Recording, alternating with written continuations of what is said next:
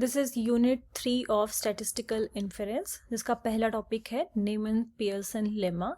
And इसकी statement है, if W is a critical region of size alpha such that W is defined as, this is a set जिसमें X type के element है and X belongs to S, जो इस condition को satisfy करते हैं that L1 by L0 this should be greater than K। K यहाँ पर क्या है, आगे फर्दर वो डिफाइंड है दैट K इज पॉजिटिव, मतलब ग्रेटर देन 0 है एंड K कोई कांस्टेंट वैल्यू होगी।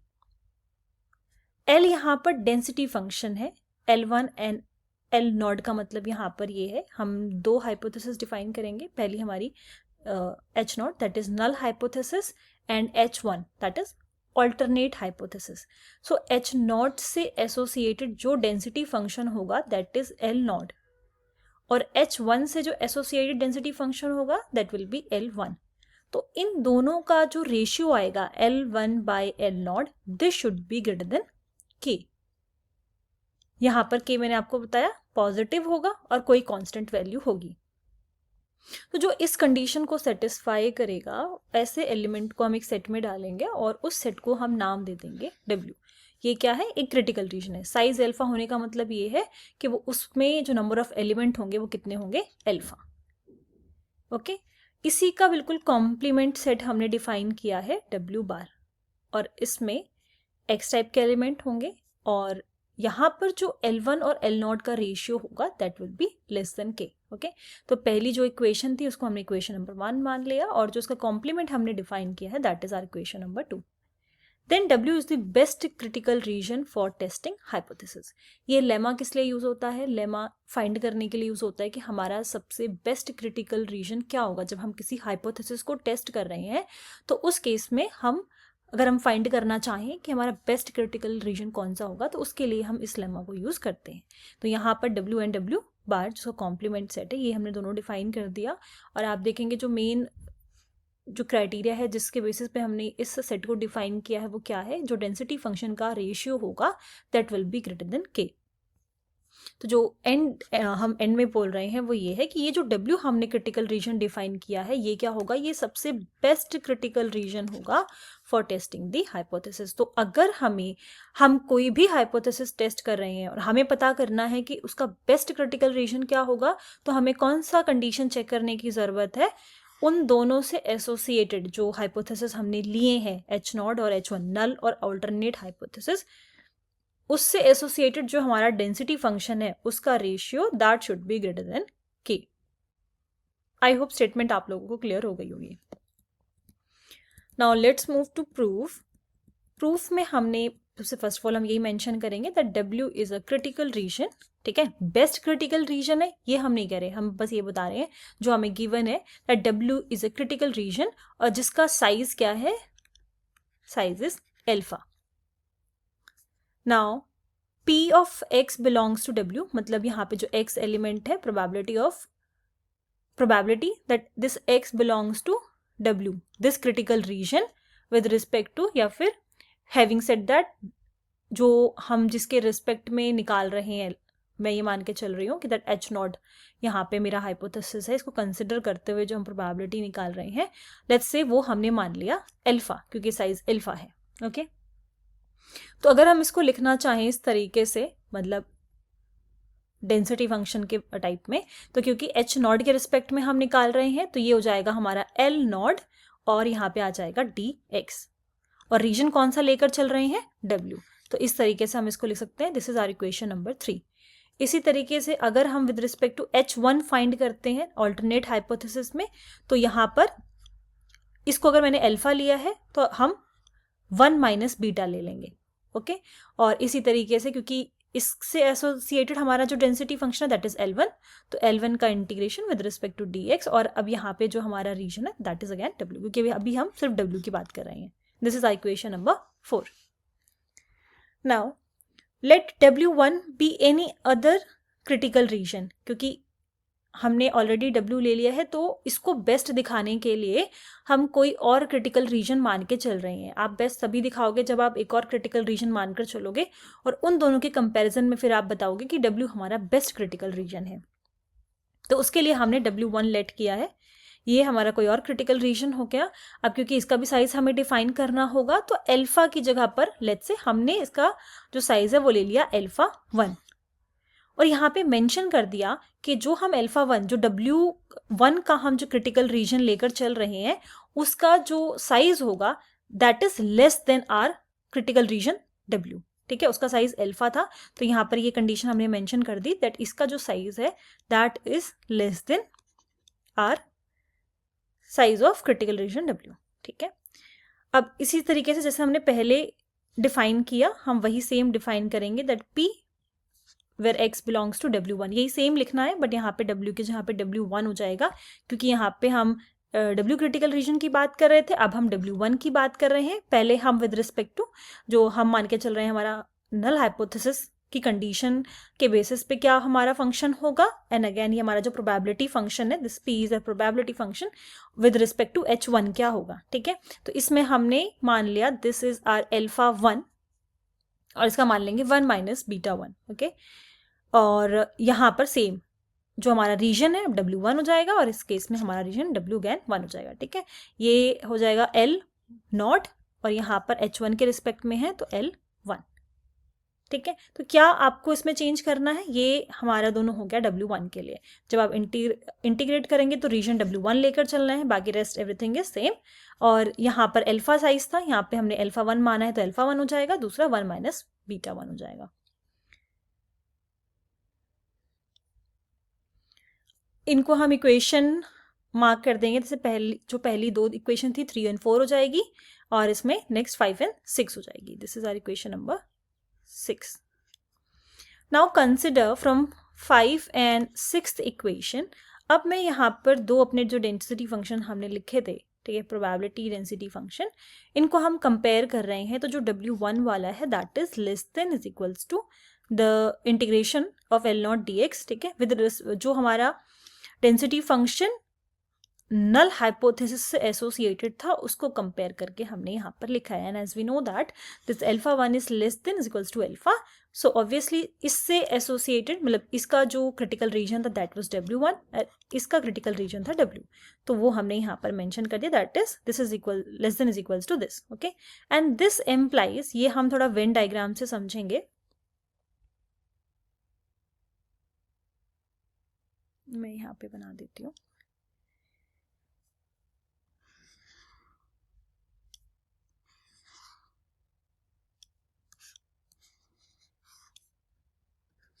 इसमें एक हम मान लेते हैं this is W1 critical reason and this one is W critical reason. ये हम मान लेते हैं A, इसको हम मान लेते हैं B, और ये जो इंटरसेक्शन पोर्शन आ रहा है इसको हम मान लेते हैं C। तो जब हम B यूनियन C करेंगे तब हमारा W1 बन जाएगा, जब हम A यूनियन C करेंगे तो ये हमारा W बन जाएगा। Okay, so instead of W1 I can write B union C, and again for W I can write A union C।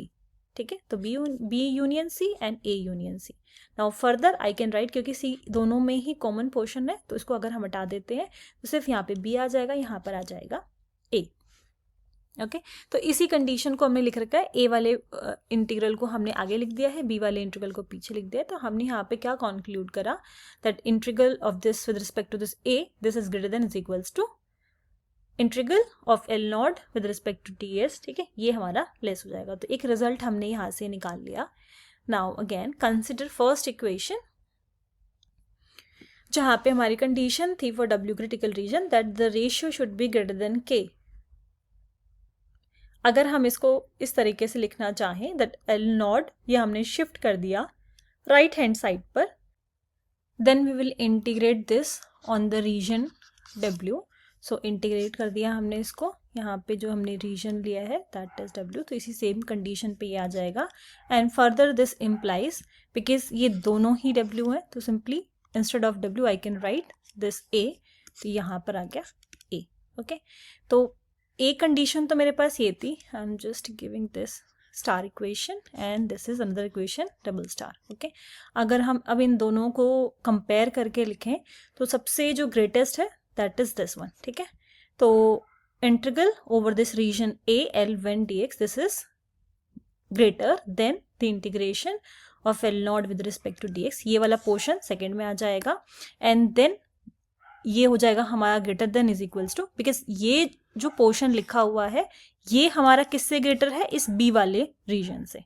Okay तो यहाँ पे इसको हमने लिख दिया greater than is equals to. So instead of this again, क्योंकि ये वैसे ही ग्रेटर है और इसमें सिर्फ के मल्टीप्लाई और कर देंगे, तो यहाँ पर हम लिख सकते हैं this is greater then integration of L not with respect to dx on the region B. Okay तो ये हमें कंडीशन मिल जाएगी जब हम स्टार और ये डबल स्टार वाली इक्वेशन को मर्ज करके लिखेंगे.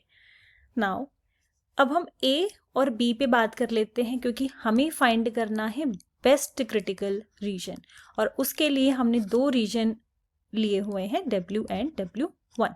और जो मैंने वेन डायग्राम यहाँ पे बनाया था, W1 के लिए हमारे पास B है और इसके लिए हमारे पास A है. So we are concerned with this A and B. तो इन दोनों को हम कंपेयर कर लेंगे. यहाँ पर हमारे पास A आ गया, यहाँ पे हमारे पास B आ गया, एंड फर्दर दिस इम्प्लाइज के integral of this L naught with respect to dx on region W. Basically इसी को लिखा हुआ है, बस B वाले कंडीशन को पहले लिखकर इसको लिखा हुआ है. ठीक है. Now consider the condition L1 by L naught, this is less than K on the set of W का कॉम्प्लीमेंट, जो सेट हमने क्रिएट किया था, तो उसमें कंडीशन क्या आती है कि जो रेशियो होगा that should be less than K.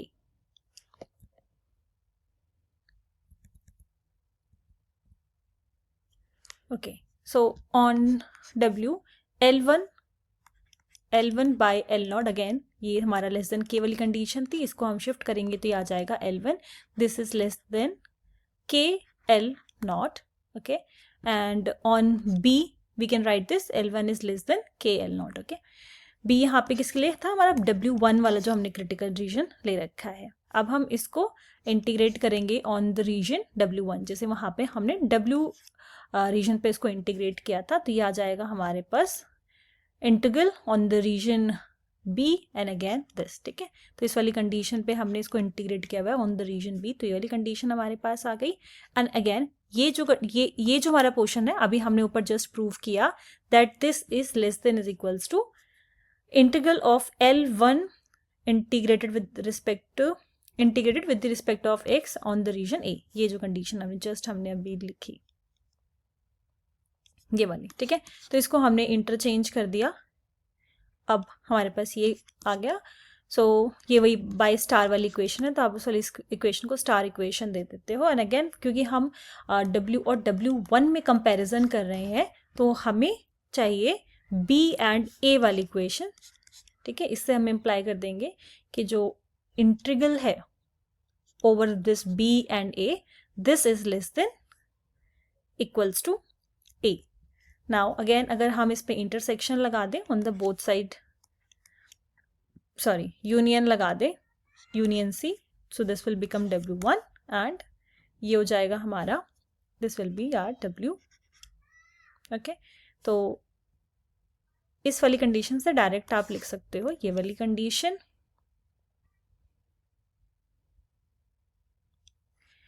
आगे जो हमने स्टार्टिंग में इक्वेशन अपनी मेंशन करी थी, जो डेंसिटी फंक्शन हमारा था on W1 and W was 1 minus beta 1, this is less than is equals to 1 minus beta. Okay तो ये होता है हमारे पास फॉर्मूला पावर का.